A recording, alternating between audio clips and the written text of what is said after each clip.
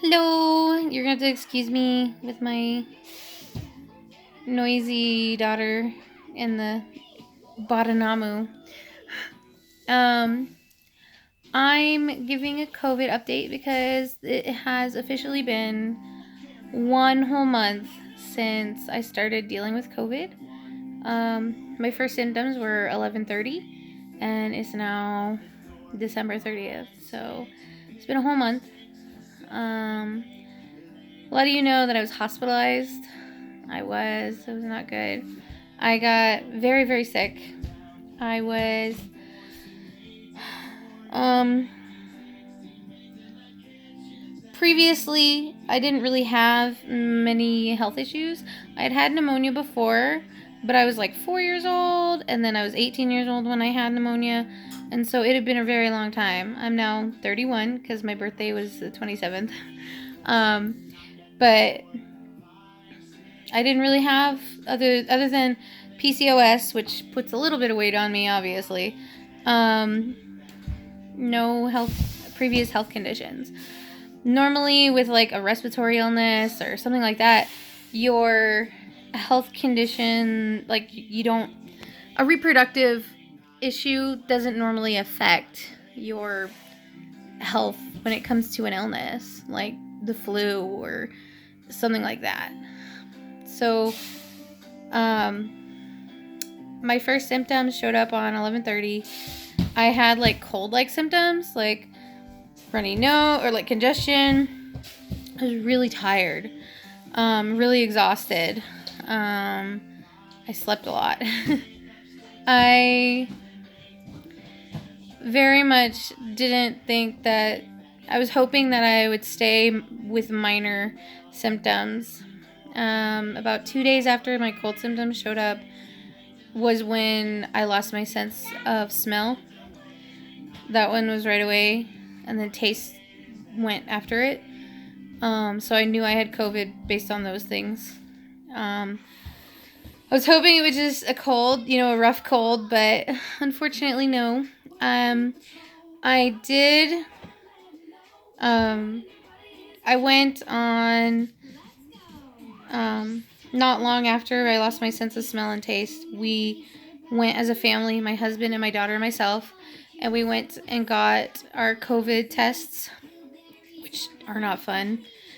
If you can avoid it, don't. I mean, they're not fun, but they do tell you what's wrong with you, so they're very important.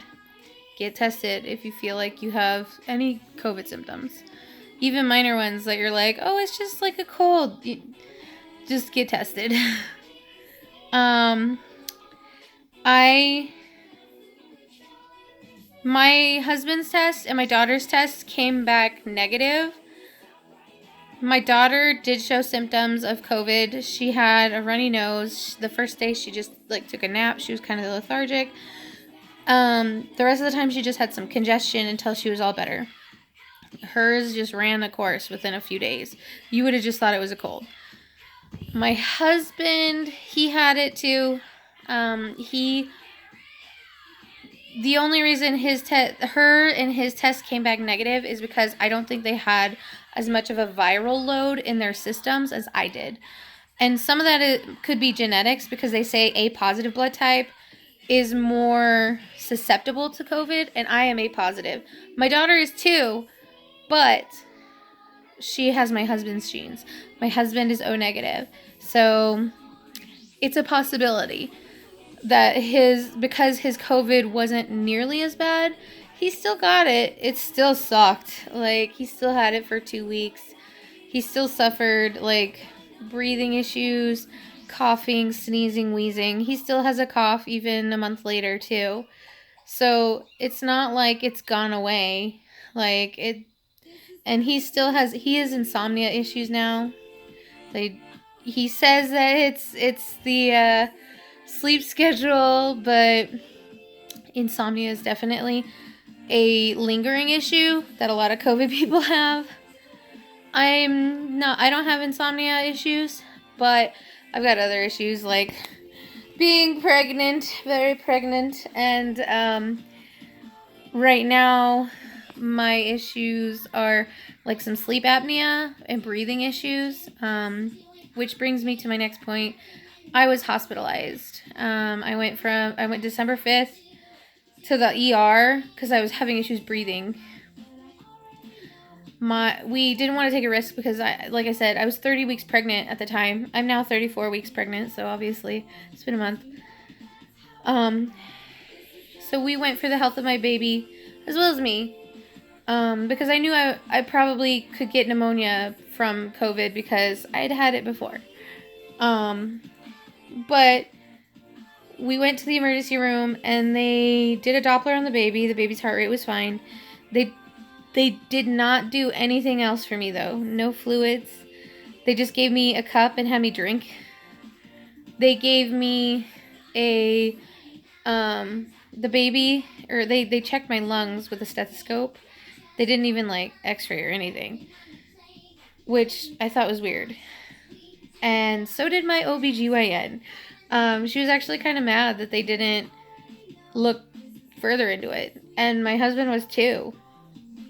Because they gave me cough syrup with codeine to help me sleep, sent me off. Nothing. They didn't do anything. So I left the hospital and they were like, just rest, stay home. So I tried to do that. I rested. I slept a lot. That cough syrup with codeine definitely knocked me out. But it also made my baby pretty sluggish, which was worrisome for me. She's okay, but it was like, you know. But it was 2 days later, I got worse. I just couldn't breathe. I was coughing so bad. I could feel the illness moving to my lungs. So I went, we need to go back to the emergency room. And my OBGYN, I had called her after I had gone to the emergency room. And she said, if you go back to the emergency room, let me know. So I called her and I let her know we were going back. She called them and made them do tests. And I am so grateful and glad she did. She probably saved my life because they decided to do a CT scan even though it's kind of risky with the radiation for the baby. And they found blood clots in my lungs. Thankfully, they were smaller. They hadn't gotten they're still dangerous, but not to the point where I was needing ICU and all that other stuff. But I had blood clots in my lungs, aka pulmonary embolisms, if you don't know what those are. And I had double pneumonia. I was bad. I was in bad shape. And those two things together were a scary combination. I had never had clotting before, ever. And so this was a new thing. Something that I'd never dealt with. So they took me and I was hospitalized from the 7th of December to the 14th. I was put on several rounds of remdesivir, potassium, I had liquid IV, and I had, they had a donor who had donated plasma of his antibodies to me. So they gave me that too. And it worked. Obviously, like, I've had people already telling me that what I went through was torture and that the COVID hoax isn't real and all this other stuff. Well, all the things that they used to treat COVID helped me get better. And so, yeah, COVID's real. Living proof. And so thankfully, I was getting better. I wasn't 100% when I left the hospital. I'm still not 100% now. But I'm well enough to live on my own without assistance. I don't need any more medication. I had a scary bout a week or so later, on the 22nd of December, actually. It was actually the 21st. It was at 11 p.m. till 4 in the morning. I was having issues breathing. Whenever I was sleeping, I think I have sleep apnea issues. mixed with COVID, mixed with being very pregnant. And my blood oxygen levels kept dropping into the 80s, like early 80s, which is dangerous for both me and baby. And I was having issues breathing. I couldn't breathe. And I started having contractions that would like go up my spine, wrap around to my belly. I had extreme pelvic pressure, which it could have just been false labor, but they got really scared because when my blood oxygen levels had dropped that low, they were worried I was having another pulmonary embolism in my lungs. And the body is amazing because it tries to protect itself. And they were worried that with my body, they were scared that I could have had another pulmonary embolism. And because of that, and because my oxygen was so low, my body was trying to protect itself. They thought that my body was trying to get rid of the baby. So I was gone, so I had to go back to the emergency room. They had to do an x-ray on my lungs. They had to monitor the baby. It was like a 4-hour ordeal at that night, not at the emergency room, but the 4-hour ordeal that night where I was having those contractions and stuff. And once my oxygen levels righted themselves, the contractions stopped. So my guess is that's possibly what happened, is my body was trying to make a decision. Do I protect myself or what do I do? So they sent me in the emergency room on the 22nd. I cried because I didn't want to spend Christmas in the hospital again. But thankfully I was okay. They did an x-ray on my lungs at the hospital. They checked the baby. The baby was fine. The hospital said that my lungs, while damaged from COVID, are getting better. So that's the good news. But I still needed oxygen, and so I got put on oxygen. I still have it. I am still on oxygen as needed. Mostly I need it at night when I sleep because of the sleep apnea stuff. And also, I'm getting breathless now, but when I do extreme activities or physical activities, any sort of physical activity, I still need to put it on afterward to help my oxygen levels, because sometimes they drop down into the low 90s. So 92, 93, which isn't good. They want me 95 and higher to protect the baby and myself. So I'm still on that. The other thing that I am still on is I am still on blood thinner shots. I have to take...